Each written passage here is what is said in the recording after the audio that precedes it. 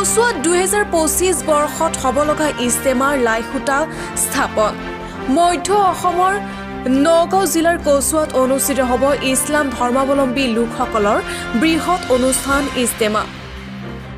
আগন্তুক 2025 বৰ্ষৰ 9, 10 আৰু 11 ফেব্ৰুৱাৰীত অনুষ্ঠিত হ'বলগীয়া ইস্তেমাখনৰ আজি লাইখুটা স্থাপন কৰা হয়।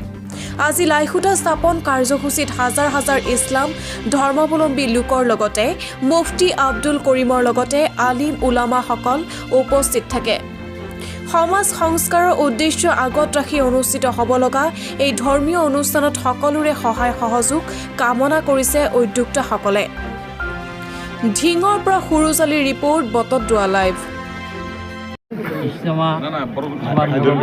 যিবিলাক আছে দিল্লীৰ সেইবিলাকৰ লগত আলোচনা কৰি সেইবিলাকৰ মছলাৰ সাপেক্ষে 9, 10, 11 ফেব্ৰুৱাৰীত ইয়াত এটা ইজতেমা হ'ব।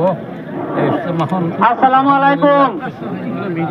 আমরা লক্ষ লক্ষ মানুষ কচুয়ার লোকাল মানুষ দিয়ে কুড়ার গুড়ি থেকে অল্প পাতলা করে দেন। আৰু যাৰা কি দূৰে থেকে মেহমান আইছে তাৰা কুড়াটা দৰবাৰা মাটি দিবাৰ সুবিধা কৰে দেন। আৰু বহুত কচুয়াৰ লোকাল মানুষ গুলি কুড়াৰ গুড়ি থেকে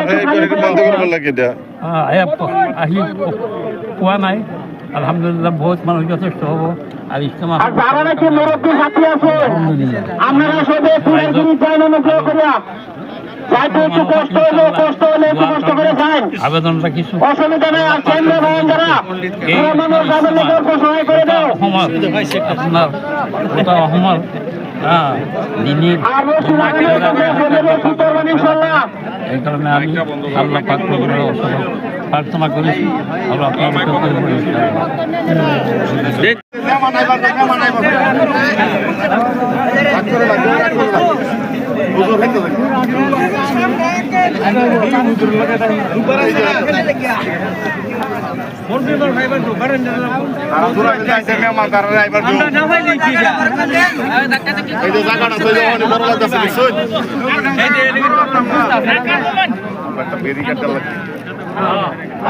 আগে বাসটা আপনাৰা একটা বলেছে ব্যাৰিকেড জানতাম মানে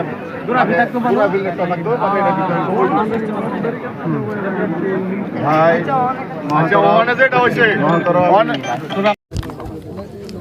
আজি নগাঁও জিলাৰ কচুৱা থানাৰ অন্তৰ্গত এই কচুৱাৰ এই ময়দানত আজি আমি লাই খুঁটা বা আমাৰ ধৰ্মীয় বুনিয়াদ বুলি কয় আমি বুনিয়াদ স্থাপন কৰিছোঁ। এই ইজতেমাৰ মূল উদ্দেশ্যটো হ'ল সমাজ সংস্কাৰ কৰা। এই সমাজত দেশ বিৰোধী যিমান কাৰুকাৰ্য আছে যেনে জুৱা, মদ, ভাং, ড্ৰাগছ ইত্যাদি, নিৰ্যাতন, অপৰৰ হক নষ্ট কৰা, এইবিলাক যাতে আমি বন্ধ কৰিব পাৰোঁ। লগতে আমাৰ ধৰ্মীয় লাইনত যিমান কুসংস্কাৰ আছে এই কুসংস্কাৰ আমি সংস্কাৰ কৰিব পাৰোঁ। সেই উদ্দেশ্যে আমি আজি এই লাই খুঁটা পুতিছোঁ। ইনশাল্লাহ আগামী কি কয় 9, 10 আৰু 11 তাৰিখ ফেব্ৰুৱাৰী তাৰিখে ইনশাল্লাহ আমাৰ ইয়াত ইজতেমা হ'ব। এই ইজতেমাৰ পৰা ইনশাল্লাহ হাজাৰ হাজাৰ মানুহ ইনশাল্লাহ আল্লাহৰ ৰাস্তাত ওলাব। 3 দিন তিন চিল্লাৰ কাৰণে তেওঁলোক গৈ আত্মশুদ্ধিৰ মেহনত কৰিব। যেতিয়া নিজে আত্মশুদ্ধি কৰি ল'ব, নিজে সংস্কাৰ হ'ব, সংস্কাৰ হৈ গাঁৱৰ বেলেগ মানুহকে সংস্কাৰ কৰিব পাৰিব। সেই উদ্দেশ্যে আজি প্ৰায় হাজাৰ হাজাৰ মানুহ আজি ইয়াত আহিছে। আমি ভাবিছিলোঁ যে 200-300 মানুহ আহিব এই লাই খুঁটি পতাত, দেখা গ'ল কেইবা হাজাৰো মানুহ আহি গৈছে। গতিকে আমি আশা কৰিব পাৰোঁ যে অহা ইজতেমাত ইনশাআল্লাহ লাখ লাখ মানুহ হ'ব। আৰু সকলোৱে আজি সংকল্পবদ্ধ হৈছে যে আমাৰ এই নগাঁও জিলা বা অন্যান্য প্ৰান্তত যে ইছলাম বিৰোধী এবং দেশ বিৰোধী চৰকাৰ বিৰোধী যিমান কাৰুকাৰ্য আছে সব যাতে উৎখাত হয়, সুন্দৰ এটা সমাজ গঢ় লয়। সেই নিমিত্তে আজি বহুত মানুহ আহিছে, সকলোৱে সংকল্পবদ্ধ হৈছে যে আমি একটা সুস্থ সবল এটা সমাজ গঢ়ি তুলিম। তাৰ নিমিত্তে দোৱা হৈছে। এইখিনি আপোনালোকে মিডিয়াৰ যোগেদি গোটেই অসমবাসীক আমি বাৰ্তা আমি বিলাবলৈ সুখী হৈছোঁ যে চবে আমাক শ্বেয়াৰ কৰক, আমাক সহযোগ কৰক। আমি যাতে গোটেই অসমবাসী একলগ হৈ আমি এটা সুন্দৰ ড্ৰাগছ আৰু মদ আৰু ভাং ইত্যাদি দুৰ্নীতিমুক্ত এটা সমাজ গঢ়িব পাৰোঁ। এটা আমাৰ 9খন জিলা আছে। তাৰে প্ৰথম আমাৰ নগাঁও, মৰিগাঁও, হোজাই, গোলাঘাট, যোৰহাট, শিৱসাগৰ, দৰং আৰু ওদালগুৰি। এই 9খন জিলাৰ মানুহ আজি গোট খাইছে মাশাআল্লাহ আৰু বিভিন্ন জিলাৰ মানুহ ইনশাআল্লাহ অহা ইজতেমাত ইনশাআল্লাহ হাজিৰ হ'ব। হয়, পোনপ্ৰথমেতো আপোনালোক সংবাদ মাধ্যমক ধন্যবাদ।